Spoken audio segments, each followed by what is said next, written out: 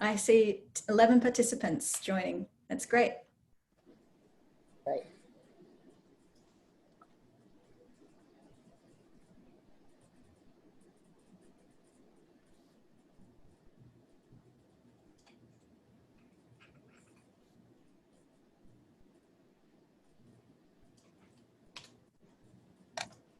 Hello, everybody.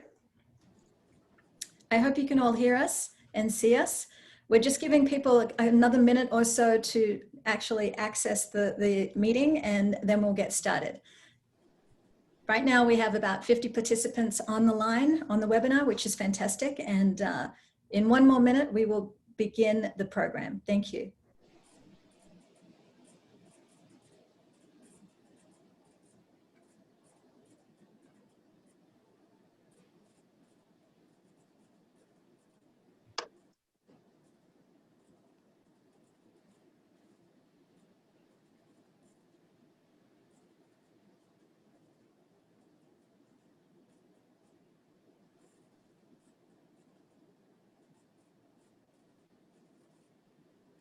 Got one phone listener. Everybody else looks like they're on the screen. All right. Looks like we have a good sized group already logged in, and in the interest of time, why don't we get started? Okay. So hello everybody, and welcome to the Greenwich League of Women Voters Brown Bag Lunch.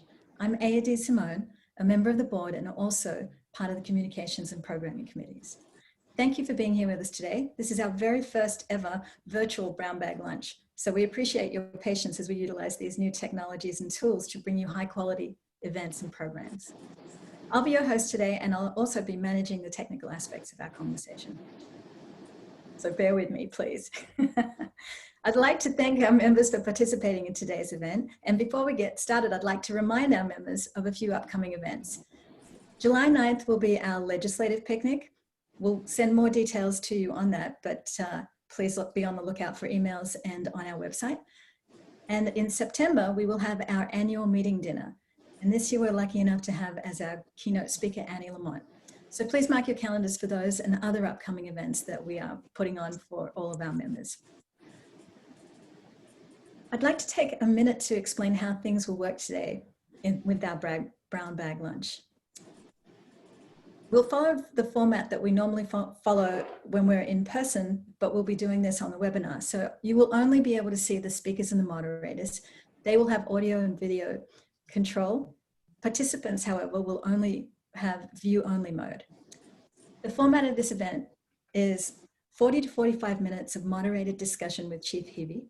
We'll begin with the questions generated by the League's Programming Committee for the first portion of the conversation.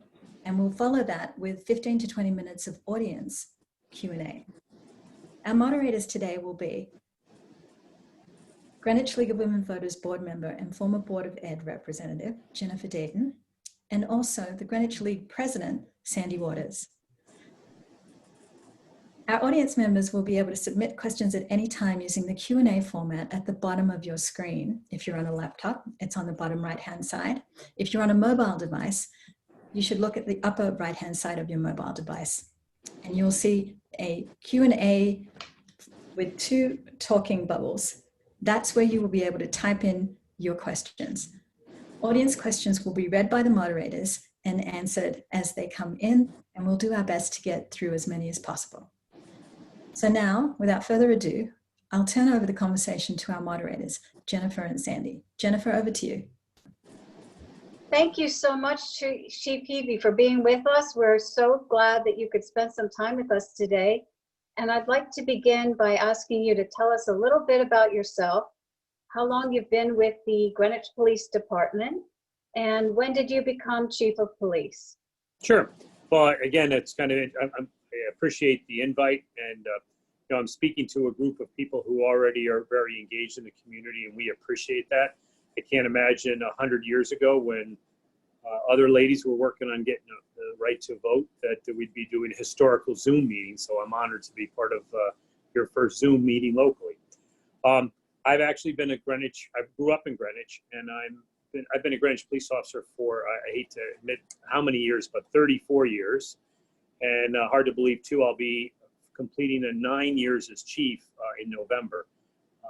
Doesn't mean I'm going anywhere yet, but it's been kind of a whirlwind fast. 34 years just seems to have gone really fast. So like I said, I'm a local person. I went to school locally, and I fortunate enough to live in town.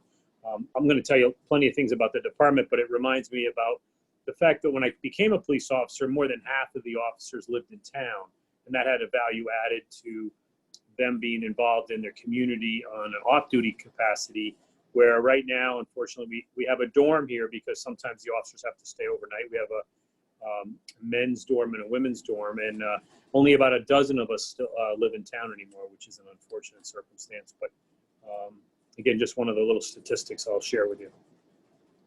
Thanks so much. And how many officers are currently on the force? And So- about how many calls do you answer within a year? So the phone rings in 911 Center, which is the Greenwich Police Public Safety Dispatch Center, which is answered by employees of the police department. It rings about 100,000 times a year. Just last month, I was looking at the numbers. It was about 1,100. Sorry, about 2,000 times there were. No, I was right. About 11,000 911 calls, but the 154 officers cover a lot of different areas, like our Marine Division. We have our own detective division. So our number, sometimes it appears a little bit higher for a population of 62,000, but it also encompasses a fact that we're 50 square miles, so there's a lot of terrain to cover, and that we do have some specialty units that other agencies that are smaller don't have, and they have to rely on the state.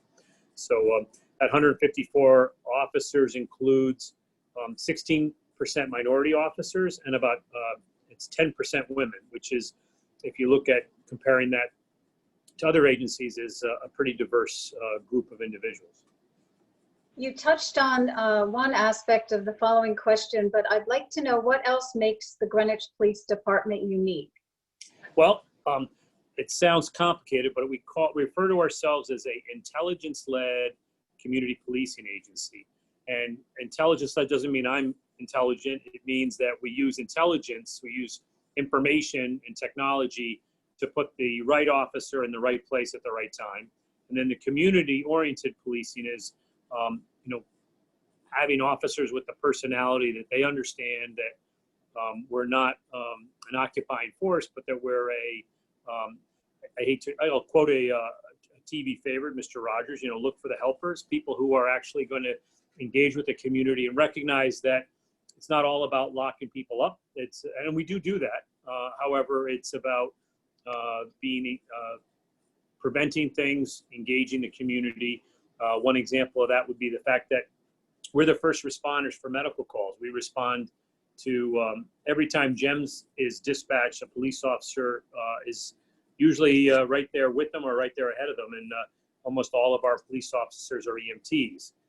We also are an agency that requires a minimum of an associate's degree or military service, but we have a high percentage of the officers have bachelor's degrees.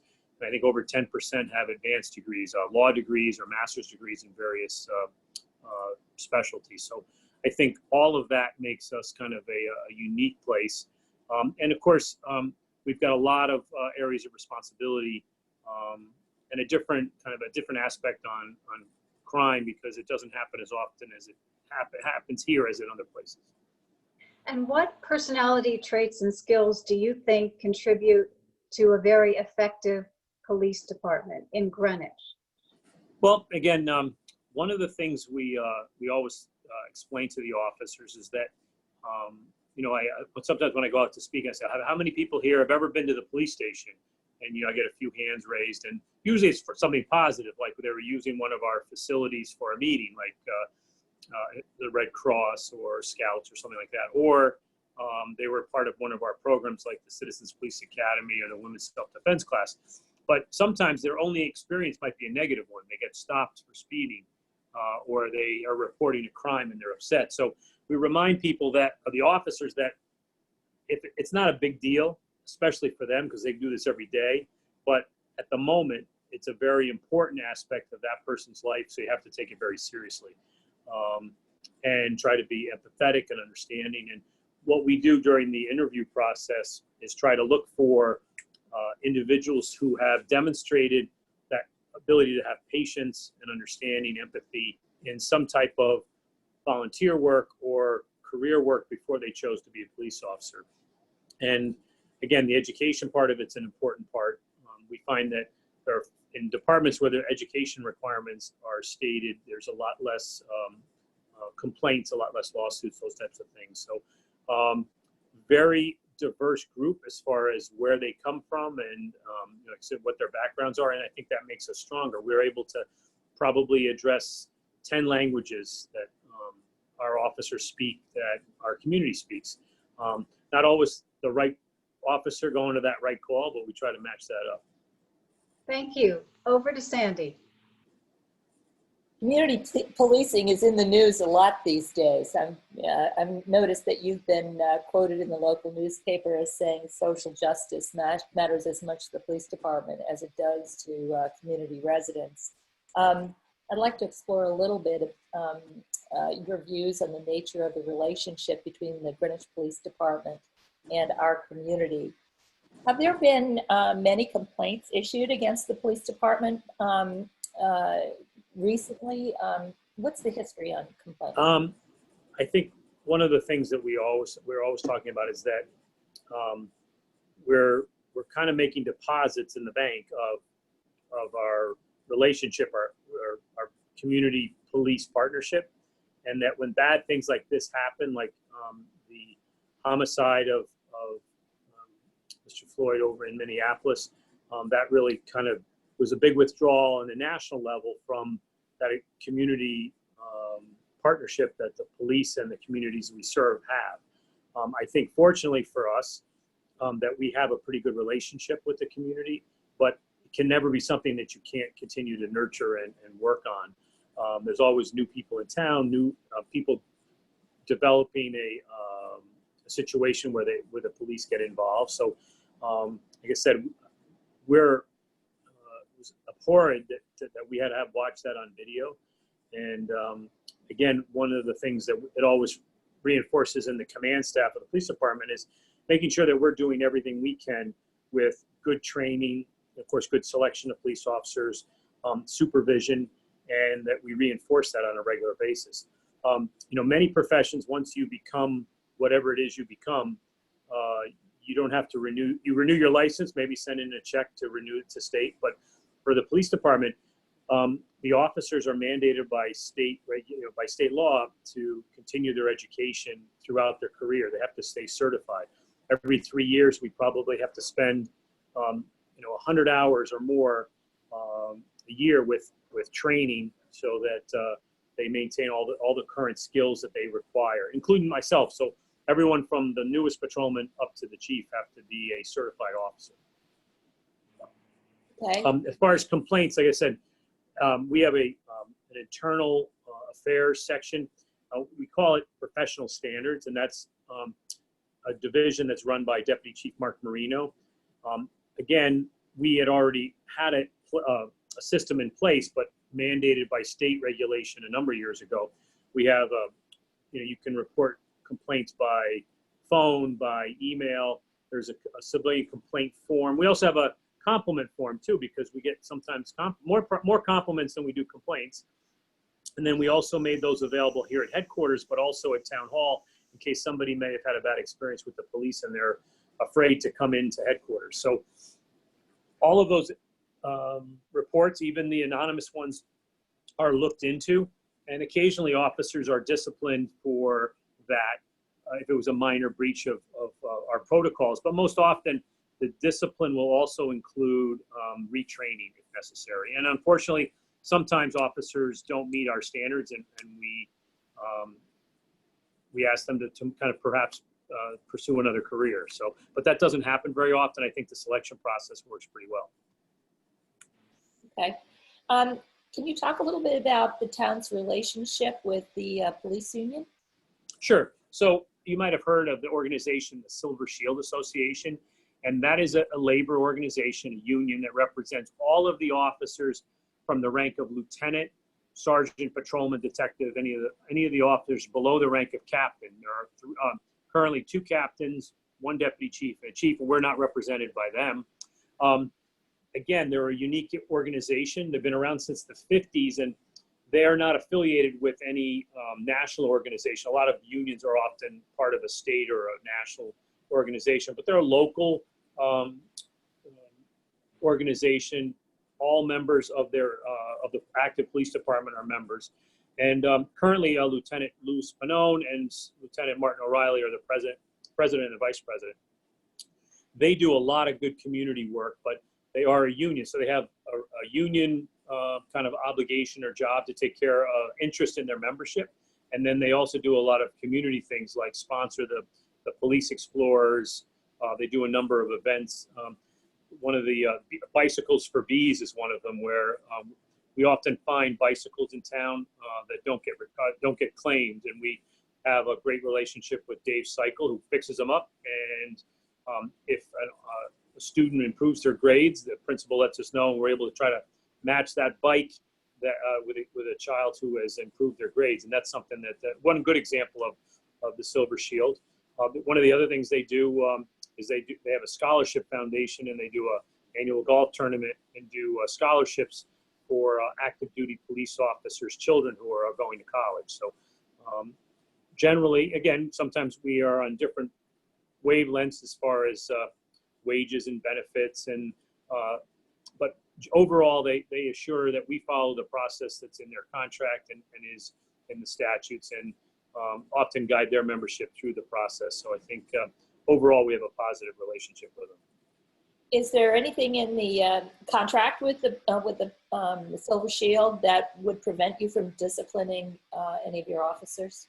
No, not at all. And I think one of the things that's it's well established, the process. They get representation if an officer is investigated, so they can have someone from the union there to help them through the process. The union is basically there to assure that they're given their due process, just like anybody else. Because we have, there's a law called there's a Garrity law, which compels public safety employees to give a fair and honest answering to a situation to their organization, even to the extent that it's protected. If there's a criminal matter, we have to bifurcate that. So if an officer is arrested for a particular violation, he'll have both a criminal process, and then he or she might also have an internal affairs investigation, and there'll be separate investigations to assure they get due process on both sides. Okay, great. Jennifer, it's over to you. How has the Greenwich Police Department in general been approaching the protests in town? Have they always been peaceful, and are there any instances where conflict was concerning to you? Sure. So again, if we hear of a circumstance where someone's going to have and we've had a number of very peaceful protests, probably 3 or 4 so far. We have there's another one Wednesday night. There's another one Saturday. Someone else has approached us to schedule something else. So what we look up, one of the examples was the boy at the high school who ran a fundraiser that was a walk from Riverside School to Greenwich Point and back. And what we do is we want to make sure that they do that in a safe manner. The best way to do that is to coordinate with their leadership to see what the parameters are, what they'd like to do, what we can allow them to do, not to infringe upon the rights of others, but also give them their First Amendment rights to assemble and have dialogue with people. So we assisted them getting down there safely, down to the point and back. It was well received. There's been a few protest rallies, both at Town Hall and one that was a week ago Monday that came here to the police station. We did speak with the protesters, and everything remained peaceful. There was no damage or any crime, although unfortunately, out of an abundance of caution, some of the local businesses did board up their establishments because of the unfortunate looting and criminal activity that occurred down in the city. So, but so far everything's been good.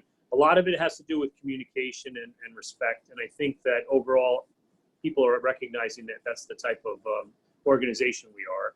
I think our local selectmen have also all been involved in representing, being there to engage those that have a big voice. I found that most of the people in these groups have been from Greenwich, and the other thing I've noticed is there are a lot of young people, which I think might be a good thing, that younger people are getting engaged at an earlier time in their community involvement.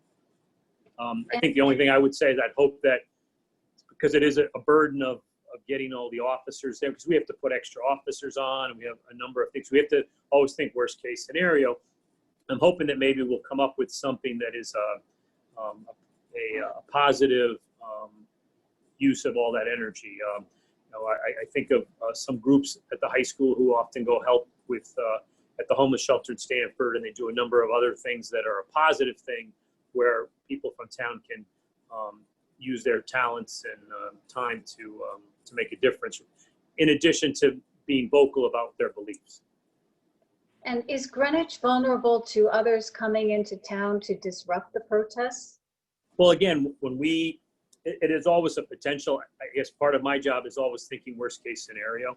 So we do get sometimes people who will try to stir up a group, or they'll try to communicate on the internet that there's going to be a large crowd, and that they have to try to stir that group up.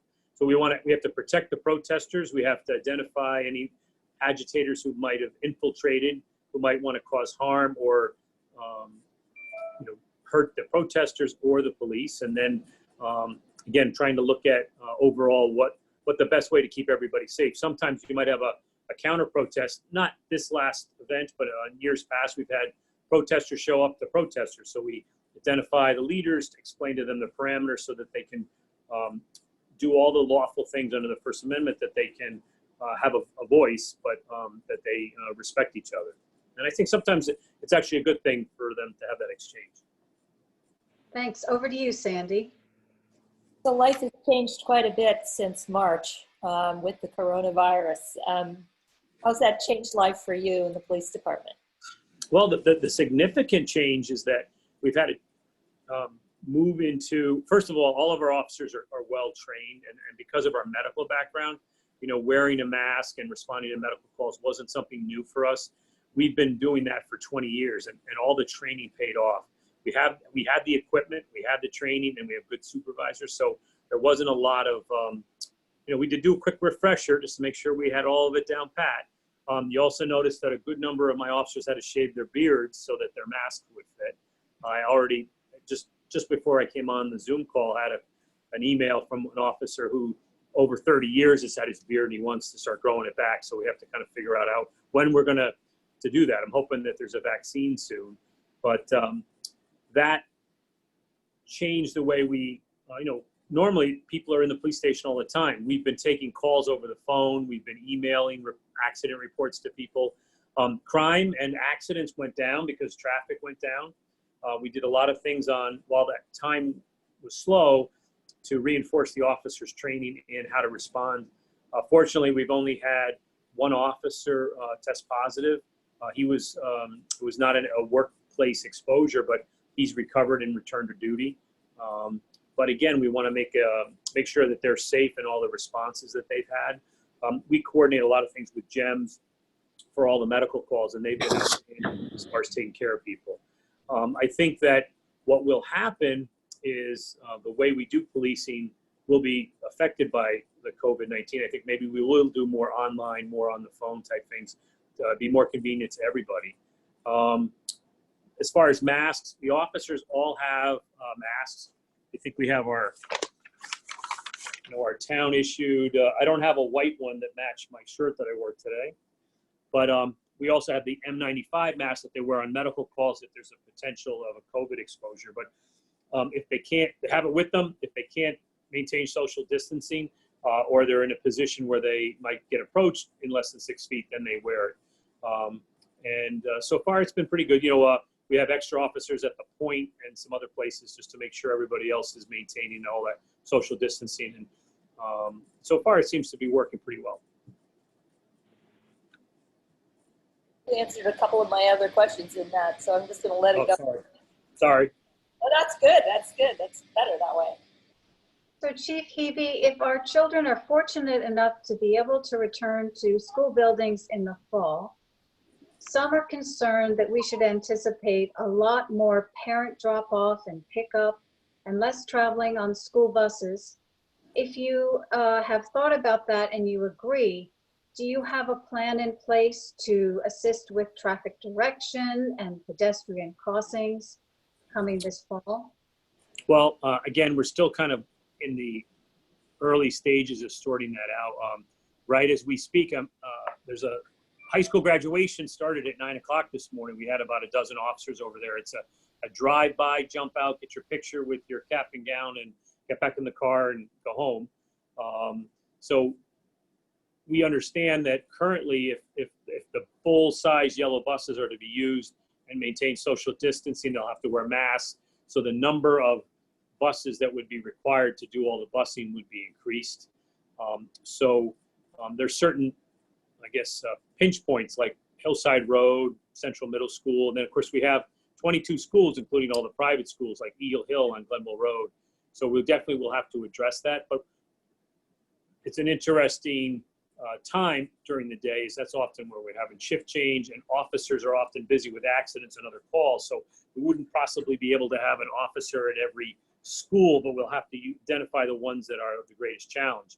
We also have the parking, the school crossing guards are employees of the police department, and we'll have them back early to try to see if there's anything else that they might do, because more people might be walking to school. I do see how, both my children went through the public schools, and they got on the big yellow bus, except for special occasions.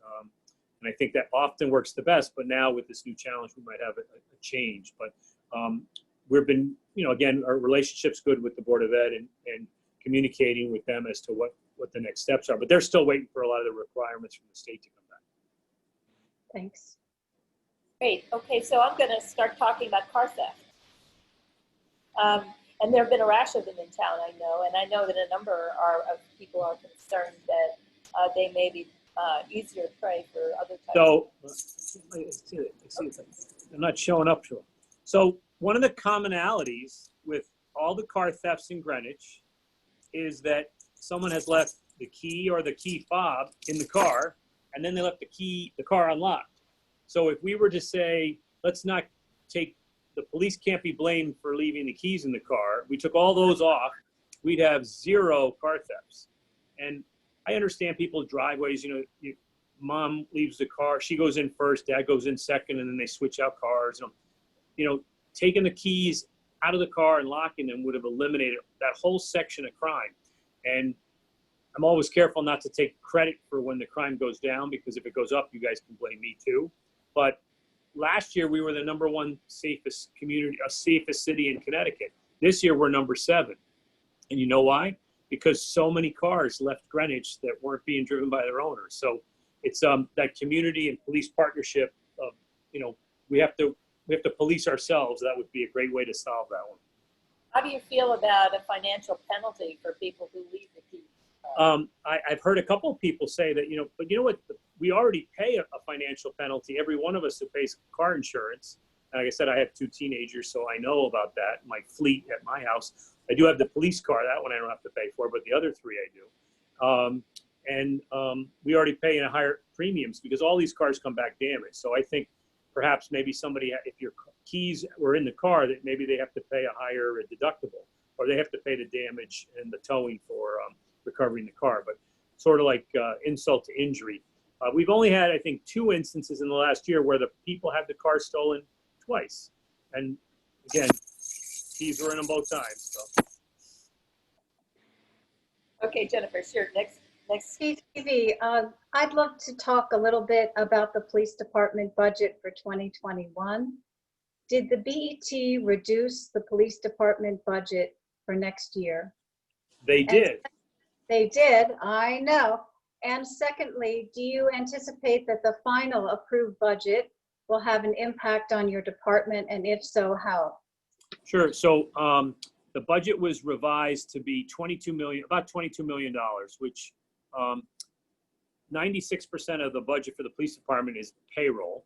And since almost all of those members are in the union, they get a collective bargaining agreed increase. I think this year it's 2.05%. But so I have to pay that first, and then I have whatever's left to do operations, you know, buy uniforms and equipment and all that type of stuff. So, excuse me, my operation budget goes down every year because I have to continue to pay an increase in the salaries. So this year, if I was going to look at the guidance from the VET to keep the budget below 2%, I submitted a budget for about 1.67%. So I kept it within the guidelines, but then I took an additional haircut of $367,471 approximately. So that's about 3 officers' salaries and benefits and equipment. So that will have an effect on our level of services, perhaps. We're trying to figure out where that will happen. I tried to take a few dollars from every line in the budget, but there are not a lot of lines. So that's definitely going to affect. And then this is a kind of an interesting one. We put in for several capital items. The ones that we were able to get included like server upgrades and some cameras to be replaced at headquarters. Building's 10 years old. You know, a lot of people think of it as the police palace and, oh, it's your new station. Well, we've been here 10 years. It's you're going to need a new building in about 40 years, so you should start saving, I guess. But we also wanted to get body cameras, and body cameras is something that officers wear, and it keeps track of their exchange. There's been a lot of not controversy, but interest in body cameras now, and I've asked for them for a number of years. That's gotten cut out of the budget because it's been felt that we have such a good community relationship that we didn't need them. So my philosophy, along with most chiefs, is that there are 2 types of agencies: ones that have body cameras and those ones that will have them. So I was on a Zoom conference just before this meeting with all the Connecticut chiefs, talking about what we can do to try to perhaps get us a little closer to being able to afford body cameras in the future. Also a thing called a license plate reader, which is a device that can read a license plate, and if it's stolen or a missing person, those types of things. That's another technology that improves the safety of the town. But again, there were a couple items that were moved off of the capital, like we wanted to replace a motorcycle and some other equipment. So there will be some challenges, although I suspect that body cameras will finally come to the forefront due to the recent events. And not so much because we need them to keep the officers from doing something, but I think it'll demonstrate some transparency of the officers' actions to show people. We once had a small number of these cameras for our motorcycle officers, and the few events that they had complaints against, the camera every time vindicated the officers' actions and behaviors were within protocol. They were lawful.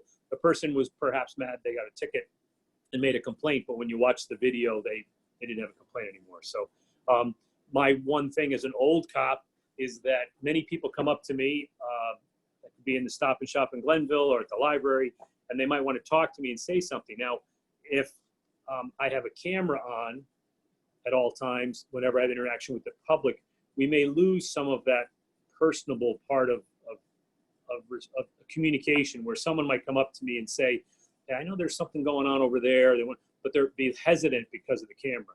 The other thing we have to consider is we go to medical calls. That's about 10% of our calls. And then we go to domestic violence situations. Sometimes the camera might be evidence, but again, the concern is to keep people's privacy. And a lot of the camera data is FOIable. So pluses and minuses. I think overall there's more pluses than minuses than it is the wave of the, it's actually, it already is the current situation. We just don't have them yet. Great. Okay, so it seems as though there has been a spike in the use of in pedestrian and cycling uses of various roadways in town, especially during the coronavirus social distancing. Is that true, do you think? Oh, absolutely. I was up at Amagerone the other day, and Greenwich Bicycle Shop was crazy. I went by Dave's Cycle in Casca. Again, I don't think if you wanted to get a bike, the only way you could get one today is by steal it, and we don't want you doing that. But a lot more people walking, a lot more people on the bikes. So traffic is way down. I think that's part of the reason that became part of it. But Greenwich is not, I think I have to admit that it's not a bike-friendly community. When I grew up in town, I lived in the center of town. My parents wouldn't let me ride my bike to Greenwich Point. There's just too much traffic. I live in Glenville now, and I'm a very slow jogger, but I would not try to jog up Riversville Road, which I did a couple of times years ago. I would never do again. It was more dangerous than being a policeman. So I think there are some things we could do, maybe add bike racks and try to have people more aware of that. Fortunately, we've had less accidents and less those types of situations because of the vehicle traffic being reduced. Right. Okay, Jennifer, off to you. Nope. You're muted. Sorry. This is where the technology takes in here. We all have to mute and unmute. There you go. I'm sorry, Chief Heavey, are there any other issues we haven't asked you about that you feel are important that merit a mention? Sure. Well, one of the things that I thought might be worthwhile, and again, you guys already lock your car everywhere, every time. And, when you leave your newspapers in a pile over a couple of days, you might as well just take chalk and write "rob me" on the end of the driveway. So I'm always trying to get people to think about how they can be safer. But I'd love to mention just a couple of quick things. One is that we have a thing called CAP, which is the Community and Police Partnership. A lot of associations in town are members of that, but anyone can join. And I'll share that information with the league if there's somebody who wants to get involved with that. We have 2 SROs at the high school. We had one, and I had 2 there for training, and they loved it so much they took a second officer. That comes out of the police budget, not the Board of Ed, but we still think it's a valuable thing with 3,000 people being at the high school on a regular basis during the school year. Hopefully they'll all be back in school in September. And we have a couple of other programs that are important, like our Citizens Police Academy, which is a program where citizens get to learn about their police department. It includes a day on the pistol range, a day on the police boat. You get to ride with an officer for a couple hours, and you get to learn about crime prevention, domestic violence, accident investigation, rules of law. And I highly encourage that, especially if somebody's going to become involved in community leadership, they can find out about that. There's another thing we have called the JRB. And we like using initials, Juvenile Review Board. And this is a restorative justice program for young men and women who've committed a minor nonviolent crime. They come before a board here at the police station. They sit out on the metal bench in the lobby. They get called in, and they explain what they've done. They explain what they've done to make restitution, and they make a contract with us and their parents so that they avoid arrest. And we have a very low recidivism rate in that group when we can engage them. A lot of times they need structure, they need maybe a job. Teenagers have a lot of free time, and sometimes that causes problems. But this Juvenile Review Board has been very positive. I mentioned license plate readers, or LPRs. That's a new technology that's coming out. One of the other things we have is a thing called CIT, which is Crisis Intervention Team. And most of our officers who are in the patrol section are trained in that. But that's part of that de-escalation, avoiding the use of force on somebody by using your presence and your calming voice and strategies to prevent people from having to be physically restrained. Been very positive. We have a domestic violence unit led by Sergeant Reeves, who coordinates with the YWCA to work on the scourge of domestic violence, which is the most serious violent crime in town on a regular basis. Again, we have a special victims section, which is led by a sergeant and several detectives who manage cases that involve our most vulnerable populations, the elderly and the young. And I think those are important for having somebody with special training and understanding. They wear civilian clothes, and it's a little less intrusive. We also have ORCA, which is the Organized Retail Criminal Activity. These are civilian uniform, they don't have uniforms, they're in civilian clothes, but officers who have been working for the last 2 years on reducing identity theft, fraud, credit card thefts and retail theft from Greenwich Avenue in the downtown community. And it's been really effective. The federal agencies have welcomed our investigations, and also some other towns have come in and copied what we've done, which is a good thing. The other thing I mentioned is motor vehicle accidents. And last year, about 1,300 accidents. We issued 4,600 tickets and 25, that's summonses, and about 2,500 warning tickets. A police department should never, or an officer should never be judged about how many tickets they give, because again, we're community oriented.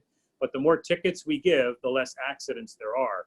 So we do try to have that be one part of the officer's efficiencies, because if we're addressing concerns about traffic safety, the less accidents there are, the less injuries there are, the less fatals there are. And we try to do that with that intelligence-led part, where we don't just go hide where there's an easy place to give out a ticket. We go look at where the accidents happen or where the speeding is reported and try to put them in the right place at the right time. So I think that's most of our stuff that we just going over the last couple of things that are important to us. And then again, the community engagement. So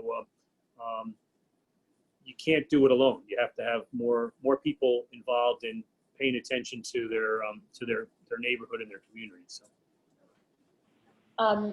we have a list of questions here, a bunch of them from people who are attending. So I'm going to start with one, and we'll take turns in giving you. This is a question from the Greenwich Time. What are you considering right now in terms of response to the current challenge to police enforcement in Greenwich? What are you planning to do? Are you planning any trainings for police? It would just, again, repeat the question a little bit clearer. It's like, so what are we doing? Okay, I'll read it exactly as it's written, but I think it doesn't communicate the right thing.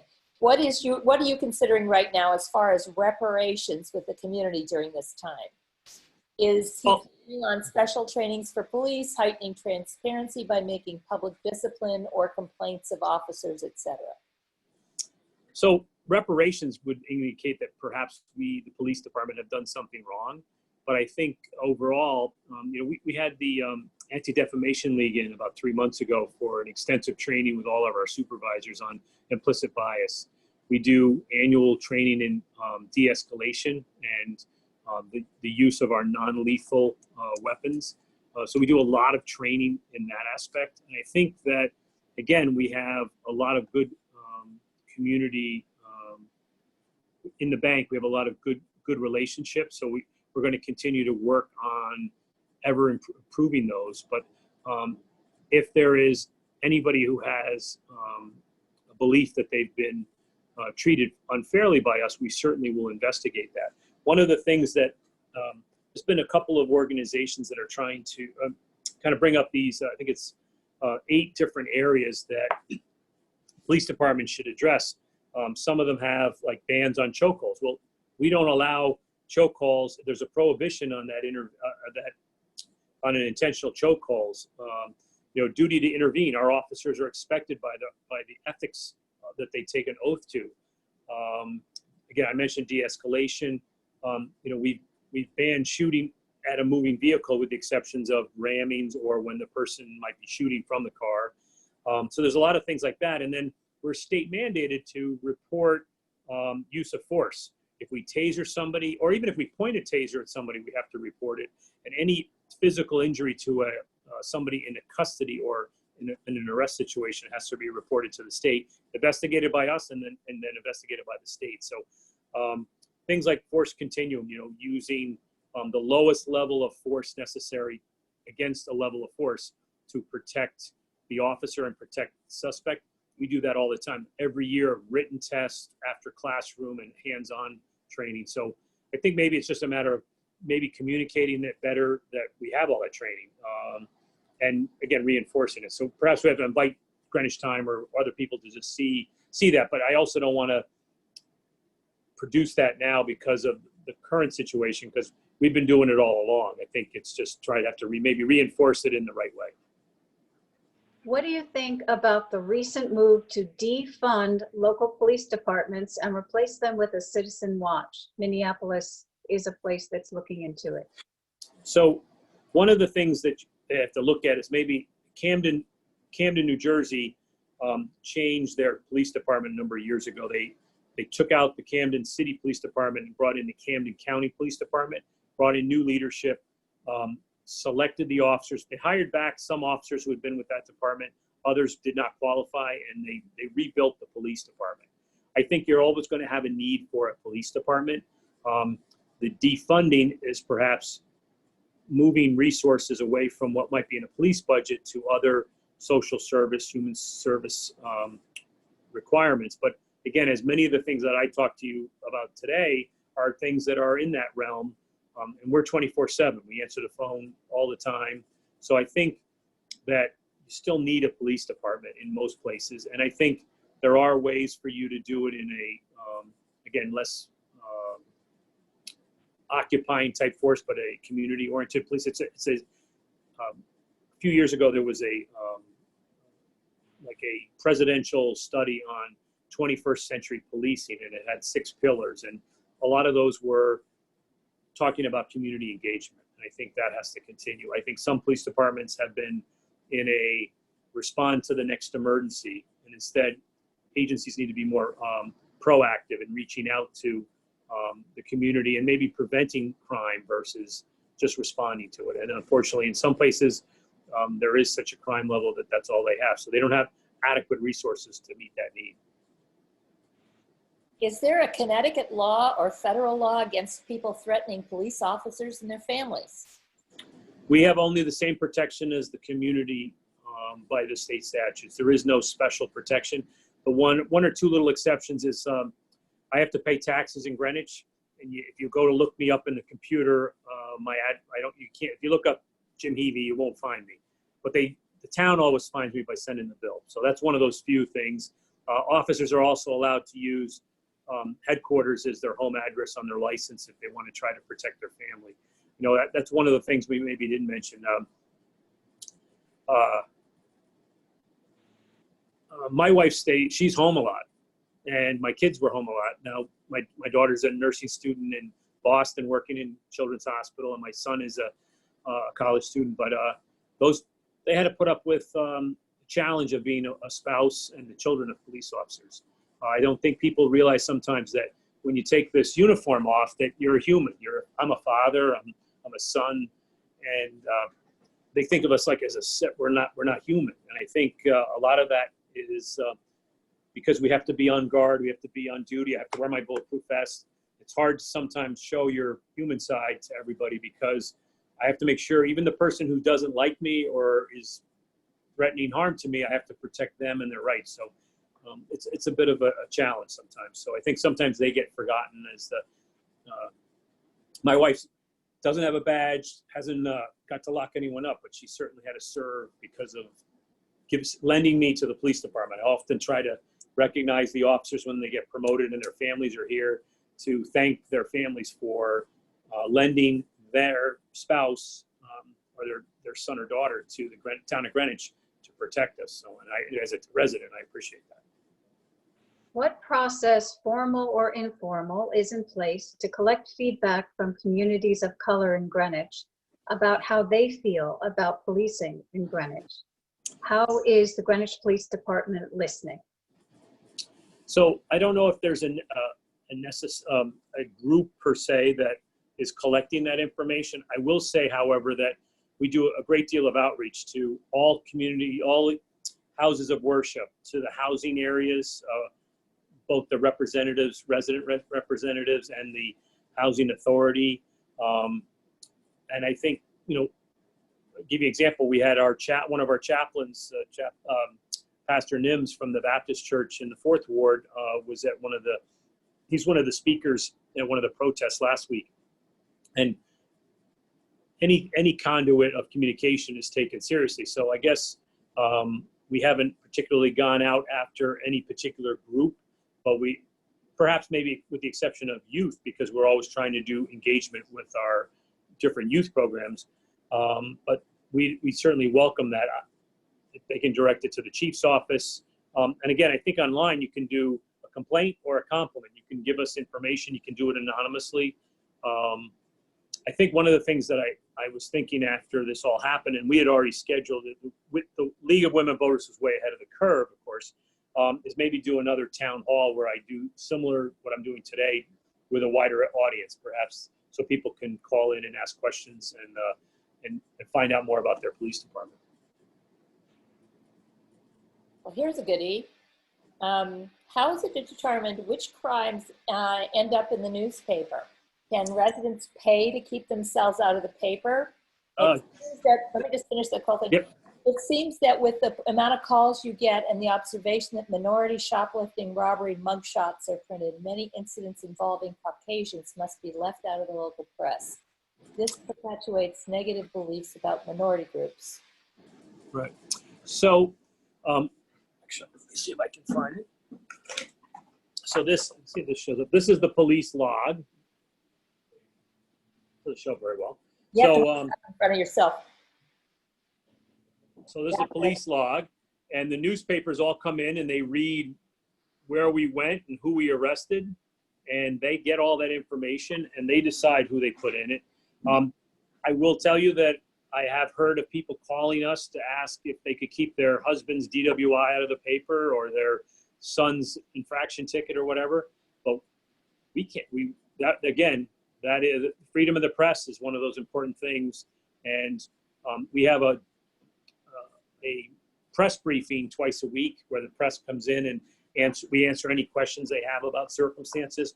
But you'd have to ask the Greenwich Time why they choose what they put in. And again, I only mentioned Greenwich Time, but I know that the Sentinel doesn't have a police blotter. They do report a significant crime, but they don't do the who got caught type thing.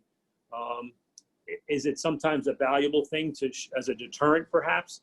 But again, that's entirely up to the newspapers as to what they print. There's also state law in Connecticut, FOIA, Freedom of Information. People can ask for reports and get information like that. So again, there are transparency or sunshine laws that require us to provide that. But no, we don't. And again, in a town where there's often we have 22 consulate families that work at the UN. We have a congressman, a U.S. senator, the governor's house. So we have a lot of very important people, and I think we try to provide everyone equal and fair safety. And the same thing, they're living in the community. It's just one of those things. So I don't think there's any special treatment for any of them. So. What happens when an officer is cited for improper behavior? What does it take to remove an officer? So we have what they call progressive discipline, but that doesn't mean that if somebody commits a serious act that they couldn't be fired for that. We currently have officers in different levels of discipline. Could it be a letter of reprimand? Could be suspension without pay? Could be termination. But again, criminal activity is one of the things that is kind of a threshold. Some minor offenses can be retrained. Sometimes though, if more than one incident occurs in a similar likelihood, similar situation, we may not be able to do that. And then the officer is recommended for termination. It is a very labor-friendly state, so it is not easy. I have, in the course as being chief for 9 years, I have fired somebody and the labor board has made me rehire them. I've also had a termination that I recommended to the first selectman, who is the police commissioner, that was overturned and reduced to a suspension. But there is, I think, a fair process for the officer involved, and there's also a process that's stringent enough to protect the community from an officer who might not be following the rules. This person is curious about policing at Greenwich High School, and before the schools went online, how many police served in the high school and how many arrests of students were there made in 2018-2019? My understanding is that students of color are arrested at a higher rate than white students. What is being done to address this disparity? First of all, I would dispute that disparity. But I have to get the stats. I have lots of papers in front of me to be ready to answer all your questions, but I don't have those. I know that a few years ago, there was a high instance in the statistics reporting that more Hispanics were being arrested than whites or blacks. And what we did was, we found that it was one Hispanic student had been arrested several times, so that's why it looked like there was a higher instance. We have 2 school resource officers who have a mission of providing safety and security to the school and education, and we actually have less arrests at the high school with 2 officers at the high school than we did when we had no high school. The whole SRO program, we used to go to the high school 180 times a year, which is basically once a day with a different officer, different circumstance. We had no relationship with them. We actually turned back money for a grant to get an SRO more than 10 years ago. And then we re-engaged with the Board of Ed and with the town to get a SRO in there, a school resource officer, and it's worked really well. A lot of times their presence prevents the criminal activity. I think there's less crime at the high school and less arrests because of their presence and because of the influence that they have working as a partner with the school administration. So I don't have the stats, but I'll look at them. I really don't believe that there is a higher propensity. There is a, when you look at percentages, you look at families with service needs, sometimes those can affect it as well. So if there is an outlier or a number that shows that we're not doing, we certainly would look at that and say, well, why are there more? That JRB I mentioned, the Juvenile Review Board, I think that has a pretty good reflection of diversity in the candidates for it and the successful candidates. I'd say the only ones who haven't, we've had a little bit higher recidivism is white students who are involved in drugs. And other than that, most of the participants in the Juvenile Review Board have been very successful moving on. Given the reality of harassment, how is the department recruiting women for senior police officers, captain level, etc.? Well, we have had up to the rank of captain female police officers. Currently, we have several detectives and a sergeant. One of our, the director of our training division, Debbie Visiglo, just retired and keeps promising me she's going to come back as a special police officer, which many of our retiring officers do. One of the things that we do when we go out to recruit, we go to colleges that have criminal justice programs and that have a diverse student population. Housatonic Community College, John Jay, and a number of those recruitings have been very successful. We also send female officers so they can speak to the women candidates to kind of explain to them what it's all about to be in a police department. I think 10% is a low number, but it's much higher than other agencies, and I think there's lots of opportunities. A number of our female officers are in positions of responsibility. A couple are in positions of supervision, and they often are the best way for us to guide somebody who might be interested. One of our lieutenants, his daughter just graduated the academy. She'd actually been down at the beach. She finished all of her training requirements, but she went to the University of New Haven, and that's another city college that we went out to do some recruiting. Now, of course, she was a special case. She'd been an intern here, and her dad works here and kind of knows the lay of the land. We have quite a few legacies where officers are related to other police officers who served with the community years before. So we have 2 sergeants, Timmy and Tommy Kelly, whose dad is a 52-year member of the police department.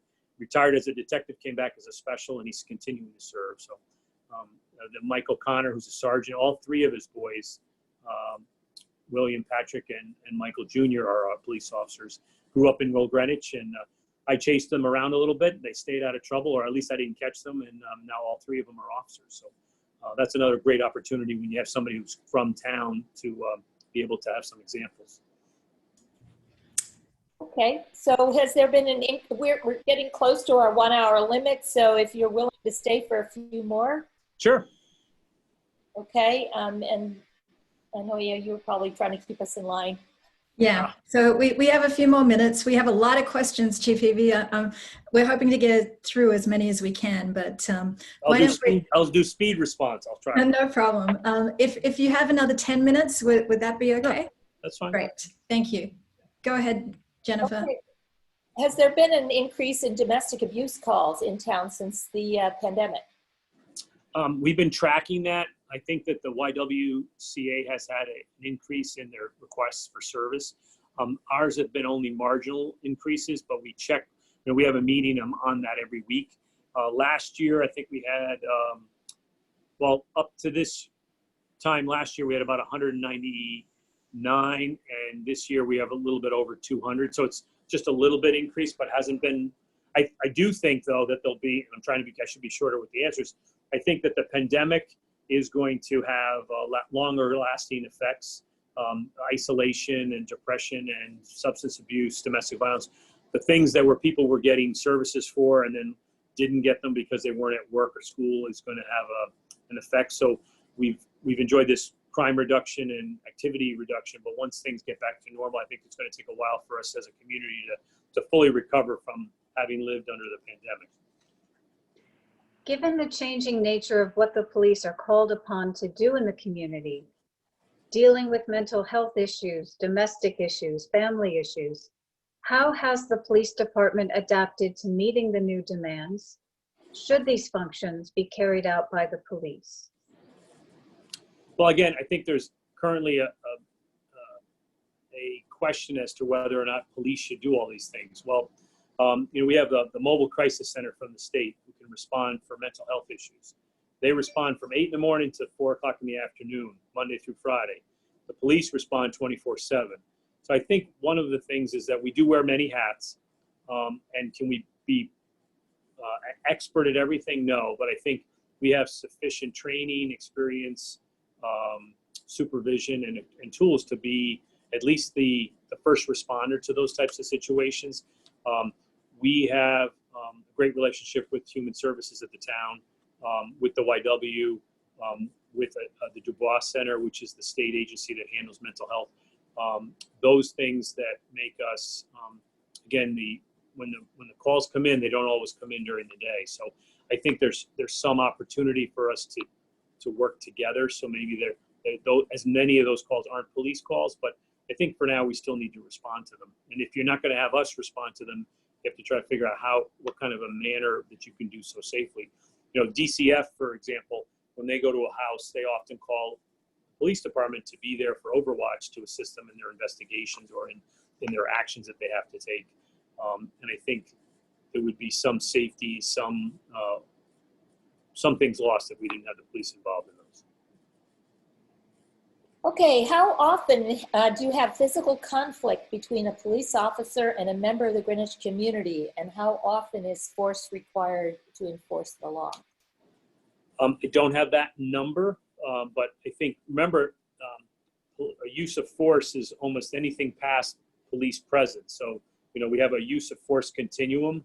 We sometimes have to put soft hands on someone to handcuff them. So that's a use of force, and that's, we handcuff somebody.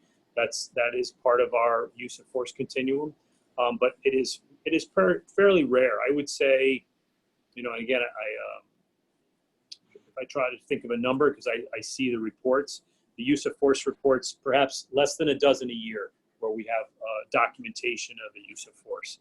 And do we have to investigate them as being perhaps out of policy or program? We investigate all of them. And if they're not, then we take the actions that are necessary to prevent ones that are out of policy.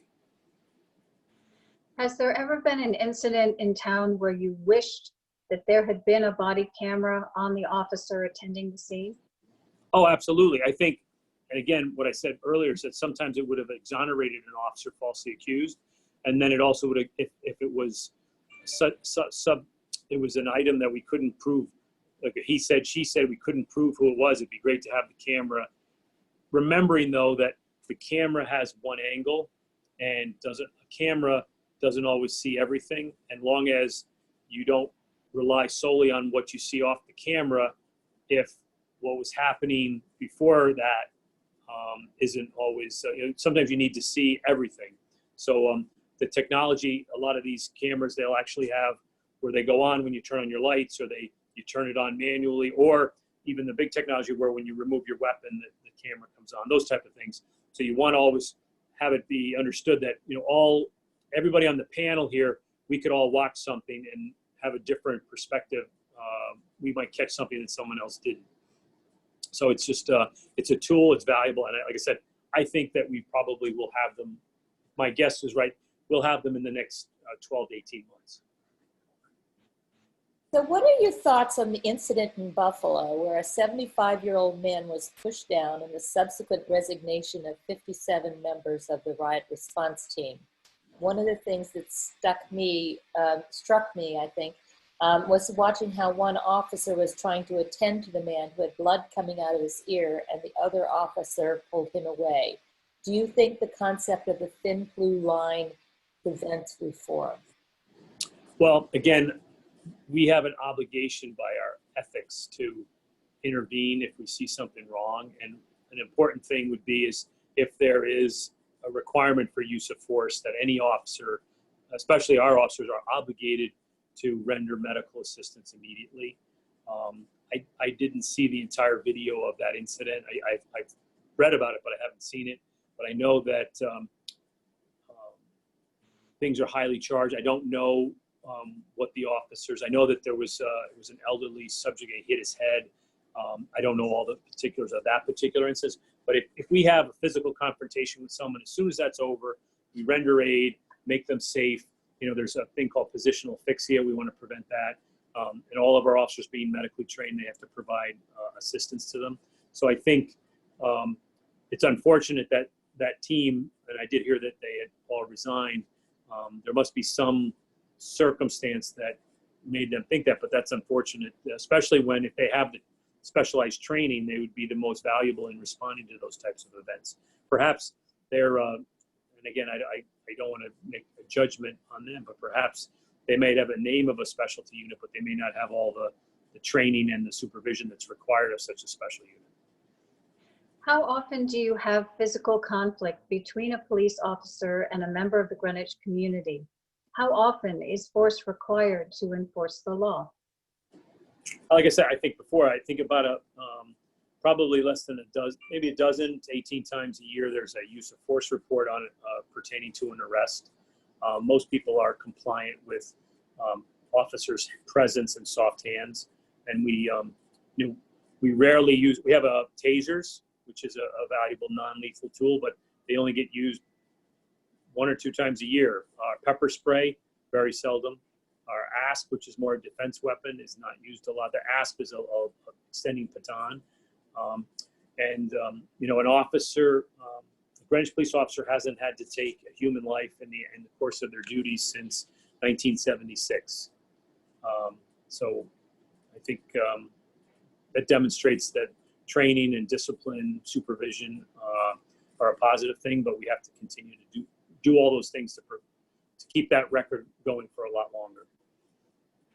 What are the limitations of police officers expressing political opinions and participating in campaigns?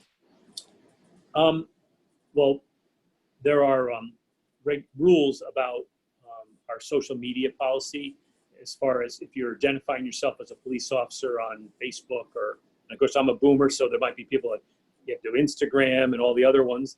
But you have to make sure that you're not representing, nobody believes that you're representing the police department.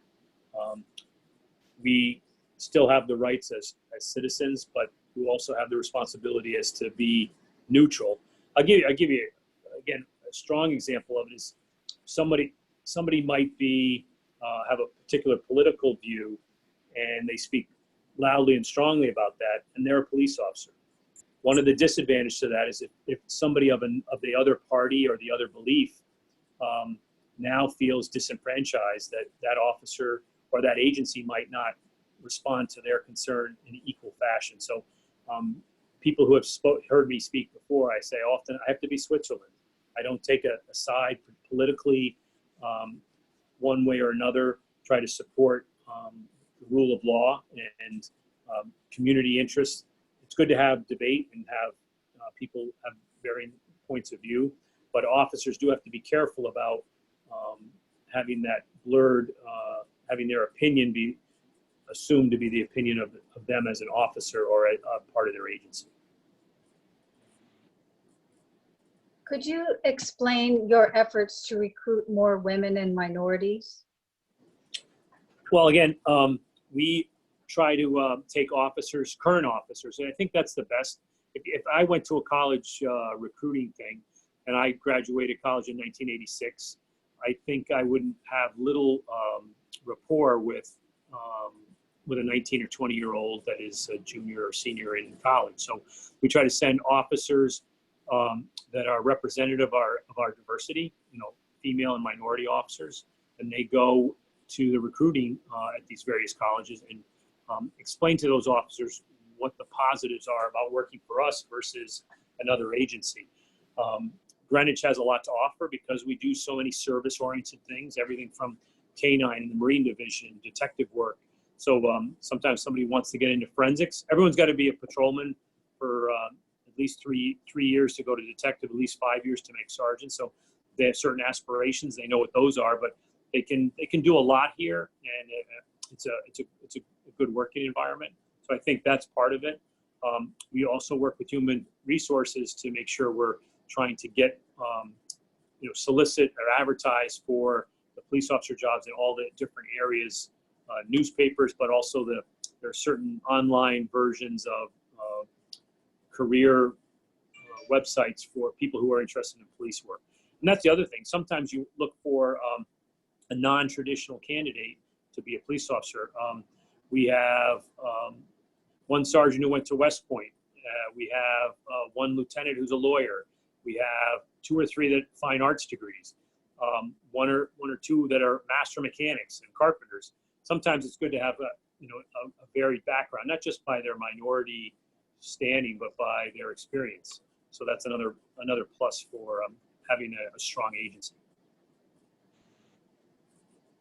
I think we're kind of nearing the end. I'll just give you this one question, which is it true that Greenwich has an arsenal of former military items and vehicles?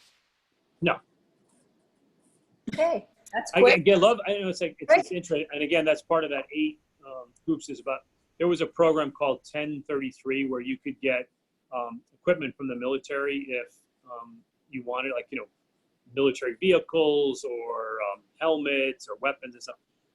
We haven't subscribed to that in many years. I know that at one time we had a 1.5 or 2.5 ton truck that we used for going into Old Greenwich when there was flooding. And Sound Beach Fire Department, the volunteers, I think still have one, or they did have one, painted red, not green or camouflage, for the same practice, either for rescue during the storms or to keep some of their trench rescue stuff. But try not to keep, again, we're not the military, we're the police, big difference. Great. Thank you. Thank you, everybody. What a great discussion. This is very timely and a very important conversation. I want to thank you, Chief Heavey, and our moderators, Sandy Waters and Jennifer Dayton, for a wonderful brown bag lunch. Chief Heavey, thank you again for your leadership and for being here with us today. It's really important that we hear directly from people like you, especially in times like these when our country is actually experiencing difficulties because of issues like this. So we really appreciate your time, and we thank you again for your leadership. Well, thanks for all you guys do for the community. I appreciate it. Thank you. And on that note, hopefully everybody else enjoyed the discussion as much as we did. To our members, thank you for your ongoing support and joining us today. If you did enjoy the event, please be sure to follow us on social media, Greenwich League of Women Voters. We're on Facebook and YouTube currently, and next month we'll be launching our Instagram account as well as revamping our website. So please be sure to look out for that. The website's going to be much easier for all of you to use and to navigate and access the fabulous resources that we put together every year to help you actually engage and learn more about democracy and government in our local area. So with that, we hope that you enjoyed your time. And again, I want to say thank you to our moderators and to Chief Heavey. Thank you, and see you all next time. Thanks.